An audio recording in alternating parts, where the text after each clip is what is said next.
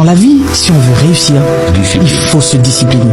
Si tu ne te disciplines pas, c'est sûr que même si ça ne viendra pas de toi, ça peut venir de quelqu'un qui est à côté de toi, qui va te faire tomber dans l'erreur. Tu vas tomber dans quelque chose que tu ne voulais pas faire, mais il faut se discipliner, il faut se sacrifier. Si tu as des objectifs que tu t'es fixés dans la vie, reste focus. Discipline. Discipline, ça c'est le conseil que je donne à tout le monde. Discipline, focus et silence sur tes projets, silence sur ce que tu as envie de faire. Moins d'amis, ok ? Parce que bon, aujourd'hui, on sait pas avec qui on fréquente en fait.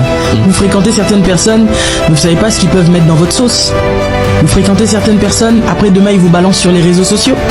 Vous parlez avec quelqu'un, vous pensez que parce que vous avez confiance en cette personne, mais en fait la personne passe son temps à enregistrer tout ce que vous échangez. L'erreur qui empêche 99% des gens d'avancer dans leur vie, c'est d'avoir beaucoup plus d'attentes envers les autres qu'envers soi-même.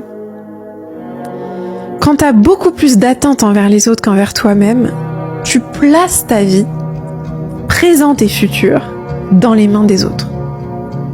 Tu deviens dépendant des autres pour te donner et pour te créer la vie que toi tu veux vivre, que toi tu rêves de vivre. T'attends que les autres te donnent les opportunités, la chance, les clés pour ouvrir les portes que toi t'as envie d'ouvrir, au lieu de prendre la responsabilité radicale d'aller trouver ces clés-là et d'aller ouvrir ces portes toi-même. Sans t'en rendre compte, tu te mets dans une posture où tu t'envoies un message très clair qui est que je crois pas suffisamment en moi pour miser sur moi. Je préfère miser sur les autres, me dire que les autres vont me donner les opportunités que je veux, que je pense mériter, au lieu de miser sur moi-même. Au lieu de parier sur moi. Au lieu de comprendre que tout dans ma vie résulte d'une seule chose, la relation que j'ai avec moi-même et ma capacité à prendre la responsabilité radicale de ma vie, à méditer. Je t'envoie plein d'amour. Détrompez-vous, les gens silencieux c'est des gros bavards, mais avec les bonnes personnes. En fait, les gens silencieux ils prennent plus de temps à écouter et observer les gens qu'à parler. Et elle est là leur force. Ils prennent le temps d'analyser et de sentir les gens. C'est pour ça qu'ils ne parlent pas avec tout le monde. Parce qu'ils comprennent très vite qu'il y a des gens qui ne sont pas dignes de confiance. À la manière dont ils s'expriment, ce qu'ils disent sur les autres, les manières qu'ils ont, etc., tu comprends très vite que ces gens-là, si tu te confies à eux, tu pourrais le regretter. Ça ne veut pas dire que c'est des magiciens et qu'ils arrivent à sonder à la perfection tout le monde. Mais déjà, ils arrivent à filtrer. Parce qu'ils repèrent les gros signes que d'autres ne repèrent pas, parce qu'ils se précipitent à parler au lieu de d'abord observer. Elle est là la force des gens silencieux. Aux yeux des autres, ils paraissent absents, parce qu'ils sont calmes, discrets, silencieux. Pourtant, ils sont bien présents. Ils entendent tout et ils voient tout, avec une bonne lucidité. Ils prennent le temps d'analyser et comprendre les gens. C'est pour ça que quand ils commencent à parler à une personne, ils savent dans quoi ils se mettent en général. C'est réel. Je dois au moins avoir 4 sources de revenus. Ah oui? Oui, au moins 4. Chaque mois, il faut que de l'argent rentre de 4 sources différentes. C'est ça l'objectif. Quand vous avez atteint ça, vous pouvez maintenant dormir tranquille.